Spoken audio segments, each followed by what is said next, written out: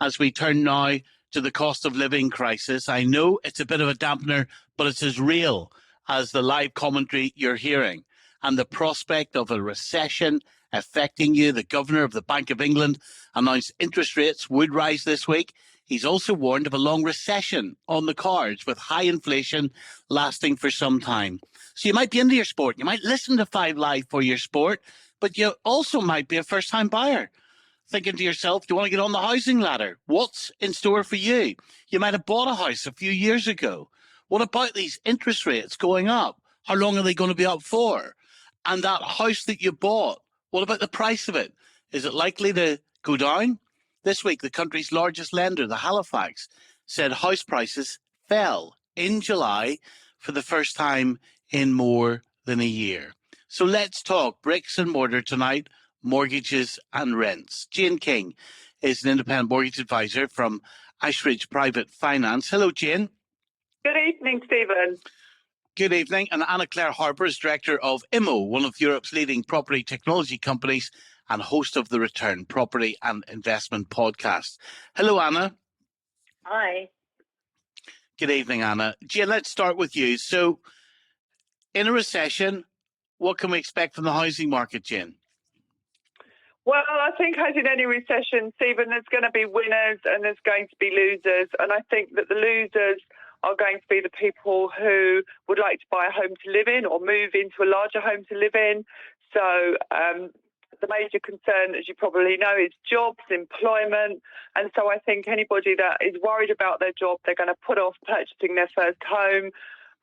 Or if you're going to move, maybe you're going to delay that and stay put. And then on the other side, we've got the winners, who will be the wealthier buyers, who maybe think that, you know, house prices are cooling, and so they can maybe underbid and get themselves a bargain. And of course, we've got buy-to-let landlords who like to snap up properties in recessions because, again, they think they're going to get something, you know, on the cheap side.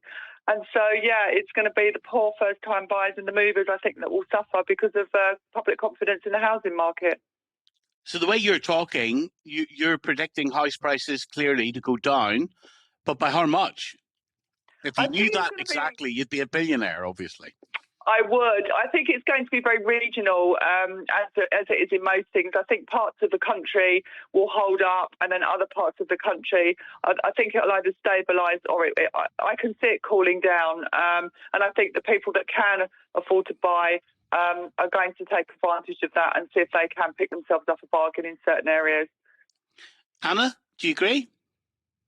I agree that different geographies are totally different in response to a recession, but also different types of property, and the housing market isn't just one market. It's a market for sale and for owner-occupiers, and there's also the rental market, which is increasingly important to think about during a time of recession because demand for rental properties tends to go up in times of recession. It's counter-cyclical.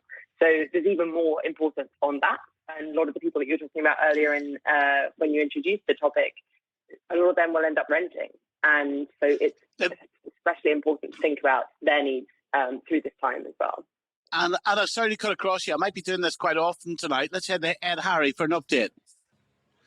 Ed, thank you very much indeed. Sorry, Anna, to cut across you tonight. So what Jane was explaining to us is you might get these people, these investors, just waiting for the housing market and houses to go down. They'll come in with their money. They're obviously speculative and they'll be sitting on a cash pile at the moment. But how do they find the bottom of the market, Anna? Very difficult thing to do. Well, that is true, but in a way, I'm not sure I agree that house prices will necessarily go down by very much because housing prices are made up of both, they're related to both supply and demand. And although a recession tends to have a big impact on demand, we still have the same supply constraints. And in fact, they're likely to get worse through a recession. For example, over the last couple of years, we've seen construction inflation of over 20% each year. And that is one of the factors that's keeping new home supply low. So actually, that supply-demand constraint isn't really changing. If anything, it's likely to get worse. So my personal prediction is not a significant reduction in prices, if any, and certainly not across the whole market. Although I agree that it's likely there's a cool down, and you mentioned the Halifax data. The the drop was about £365 across the market. So not a huge drop in relation to the average property price, which is over about 290 grand.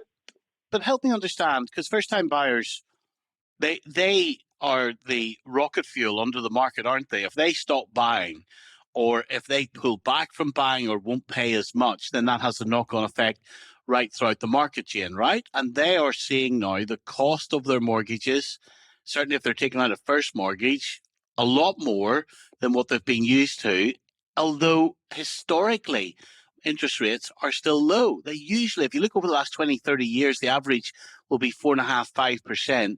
Even with the increase, Jane, we're looking at a base of what, 1.75%? We are still looking at very low interest rates. And of course, first-time buyers today, maybe they're in their 20s or their 30s. They haven't known interest rates to be more than, a fixed rate of maybe 2%. They've been grown up in an environment of very low interest rates. And so they think that, buying a fixed rate these days with a 10% deposit being around about 3 to 3.5%, they think that's terrible. Well, actually, as you say, historically, it is still incredibly competitive. So it's just it's a mentality thing rather than anything. And so how do you think they're going to react here if interest rates continue to go up? I think they're going to... There will always be people that have got lucky with deposits. Maybe they've got parental help. And the first-time buyers that I see, at least 80% of them are getting some sort of parental help. So if they can continue to do that, then I think they will take the plunge. But I think it's going to be all about concern about employment and jobs. And if they're worried about their jobs, they're just not going to buy anything. How does this compare, Anna, to the 2008 crash? It's a good question. So one of the factors, and Jean may be better at talking about this than I will, but is that regulations around mortgage lending have tightened, and there's less wild behaviour going on, which means that there's a lower risk of a big fallout from the current recession than there was in 2008. The situation has changed. And another thing is that the amount of people in the property market who own their properties outright has increased over time. And as a result, as a market as a whole, if you do decide to look at it as one single market, we're less vulnerable to this kind of shock than in the past, which is obviously a good thing in terms of confidence, because house prices, they both reflect and they also determine economic confidence. So, Jane, if you were buying or thinking of buying, would you buy now or would you hold off? And hold off for how long? Again, it's about confidence and about an individual's circumstances. I think if I was a first-time buyer that had a pretty healthy deposit from parents and maybe a secure job or a job that I felt was secure, then I think I still would go ahead and buy now. I think we don't know how long this recession is going to last. If, as the Bank of England say, it's going to run into the end of 2023, then I think if I was pretty confident about my job for the next 18 months, I think I would go ahead and buy now. And of course, there are lots of affordable home schemes as well that first-time buyers can look at. The Help to Buy scheme's coming to an end soon, but we've still got shared ownership and the first home scheme. So there's plenty out there. And if I was secure in my job, then yeah, I think I would go ahead and buy something. But I would be very careful to budget, and borrow within my means. Why wouldn't you hold off? Because I think, because people want to buy a home, and I think landlords, if they're going to see increases in their interest rates for their purchases, they may be trying to increase rents. And, compared to rents in certain areas, a mortgage may still be cheaper than an equivalent rent for an equivalent property. Anna? Yeah, and I think that kind of highlights one of the points that, in my capacity at IMMO, we're really, really conscious of, which is that landlords, investors need to be really sensitive about raising rents in a way that is socially sensitive and socially responsible, because there are a lot of people who are struggling with money, and housing is one of the most, sure, it's a big proportion of a lot of people's income, but it's also the most vital for their security. It tends to be the last thing that people stop paying for when they are in financial difficulty. People continue paying their mortgages and they continue paying their rent. until the bitter end. But they really do need that. Everybody needs a roof over their heads. And sure, people are more likely to rent than buy in a recession, which has just been mentioned as well. But we do need to all, as investors as well, be really responsible about not raising rents beyond what you need to, because there are a whole lot of people who really are struggling and going to struggle through this a really difficult time. Look, we'll look at the rental market after the news at 10 tonight. So maybe you can stay with us for a short time, Anna and Jane. And here's the number tonight, 08085 909 693. Maybe you've just bought a house, you're contemplating buying a house, you're on a fixed term rate that's going to be ending soon. What do you think of the market? How's it been trying to sell a property, buy a property? Have you had to be bidding recently, or are the bidding days over where you live? 08085 909 693. We're talking bricks and mortar on 5 Live tonight, and we continue doing so after the 10 o'clock news, which is coming up right now. We're talking property tonight and how the predicted recession will impact the housing market. Here's what mortgage advisor Jane King is expecting. There's going to be winners and there's going to be losers. The losers are going to be the people who would like to buy a home to live in. And then on the other side, we've got the winners, who will be the wealthier buyers, who maybe think that house prices are cooling, and so they can maybe underbid and get themselves a bargain. But what about those first-time buyers desperately trying to get a foot on the ladder? Here's what property expert Clare-Harper reckons. First-time buyers that I see, I mean, at least 80% of them are getting some sort of parental help. So if they can continue to do that, then I think they will take the plunge. But I think it's going to be all about concern about employment and jobs. And if they're worried about their jobs, they're just not going to buy anything. We'll continue with the discussion in just a moment. Here's how to get in touch. This is BBC Radio 5 Live. Call free 08085 909 693. Text 85058. Text will be charged at your standard message rate. Plus, see our privacy notice, bbc.co.uk/5 Live. Stephen Nolan on BBC Radio 5 Live. Right, so house prices, lots of us have one, lots of us rent one. Let's turn to the rental market. Anna Clare-Harper, director of IMMO, one of Europe's leading property technology companies. Anna, for those people renting, do you think we're going to see rents go up as landlord costs go up, or where's it at, do you think? Yeah, unfortunately, that it is likely that rents rise. They tend to rise in line with inflation. That's not a good thing at the moment. It's obviously very high, but typically rents do rise, and that makes sense in the context of wider costs.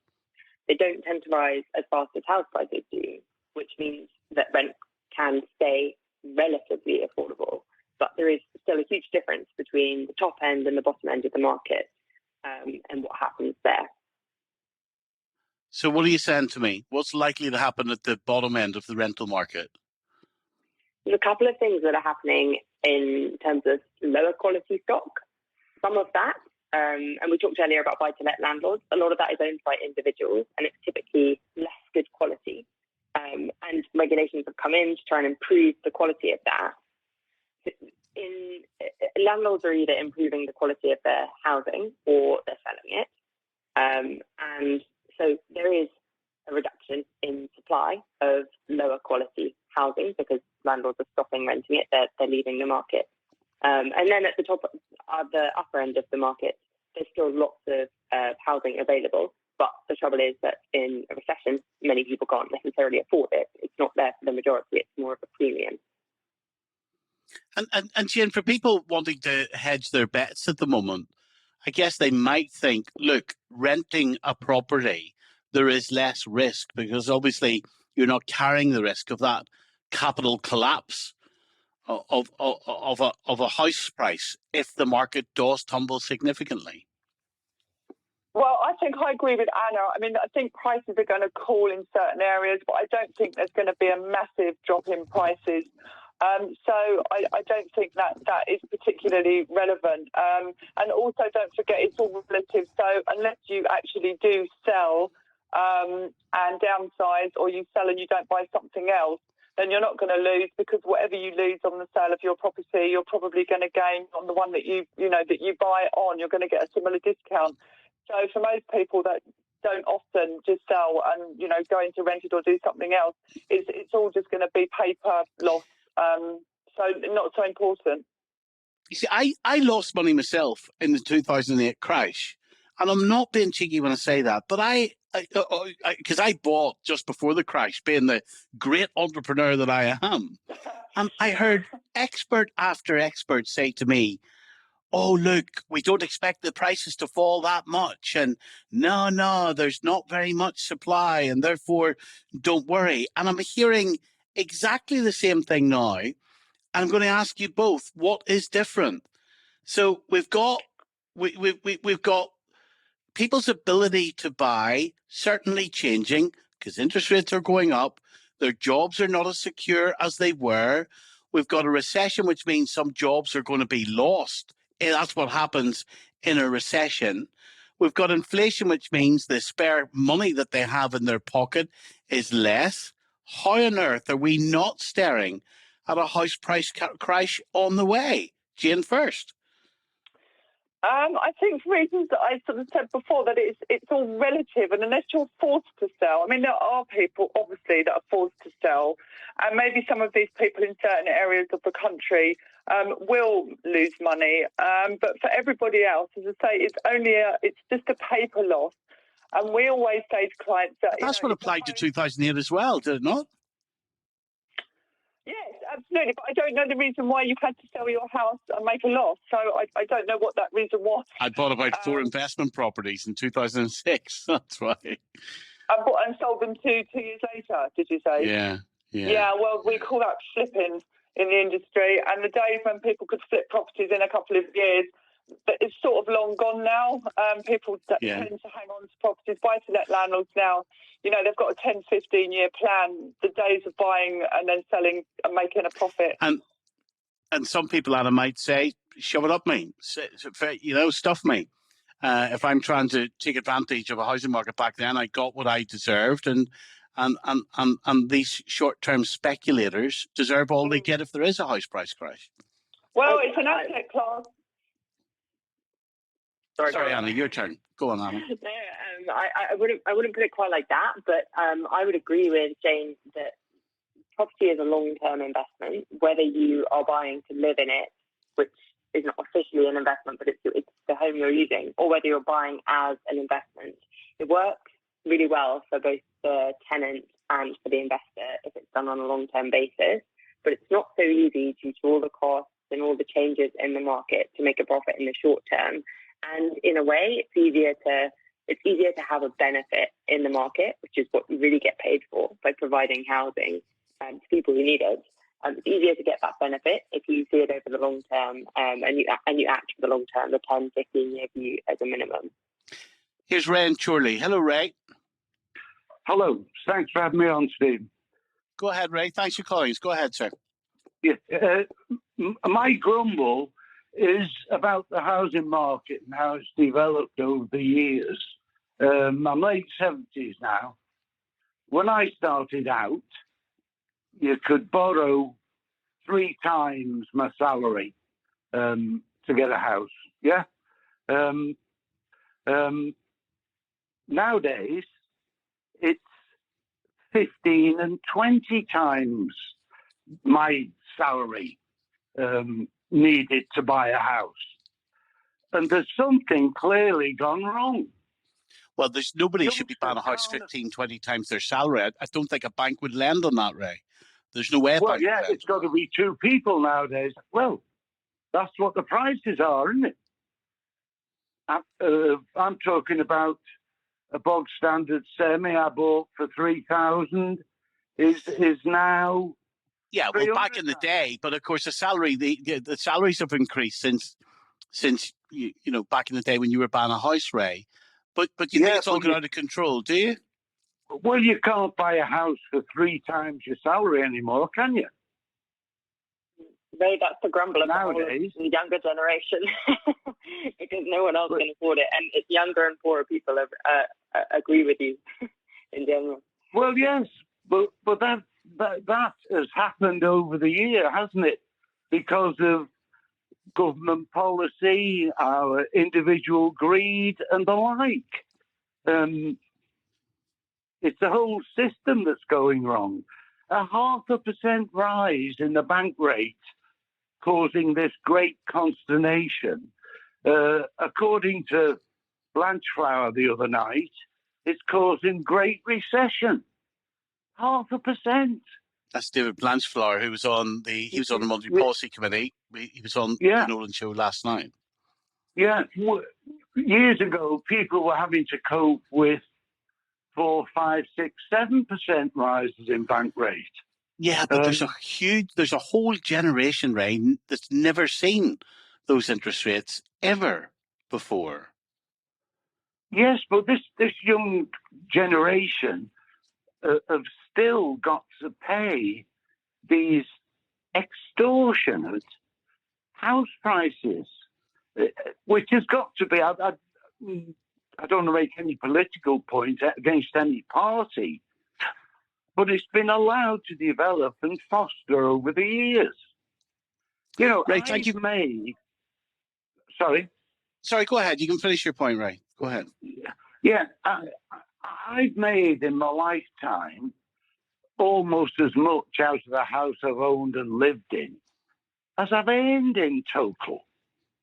And me, same as everybody else, a bit greedy, think of that as my money now. I go apoplectic if somebody says it might go in death taxes. But we need to rethink about stuff like that. Okay. Ray, thank you for calling us.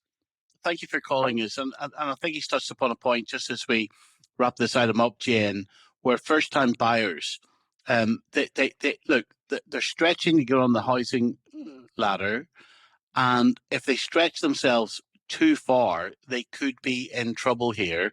And I guess what Ray's really urging is restraint from the banks, restraint from government promoting that people should buy their own home. Well, we did have a thorough review of the mortgage market some time ago, as Anna's alluded to.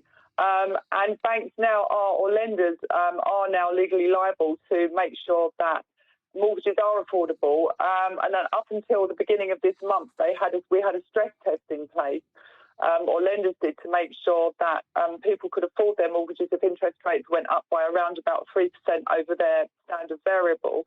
That has now, the regulator has now said that stress test can go, but many lenders are still using it. So why has the regulator said it should go? Why? I have no idea why they said it could go. They've said that because of low interest rates, they felt that it wasn't necessary anymore. But most lenders that I've spoken to do still have some sort of stress test in place. And also, most of their book, they cannot lend at more than 4.5% of income. So there are some checks and balances in place to make sure that people don't borrow more than they can. And a lot of borrowers actually don't want to. But, they've got their monthly budget. They know how much they want to spend. And so they set their own targets about how much they want to borrow. Okay. Jane, thank you very much. Anna, thank you. Nice to talk to you both. We'll continue taking your calls tonight. 08085 909 693 is our number.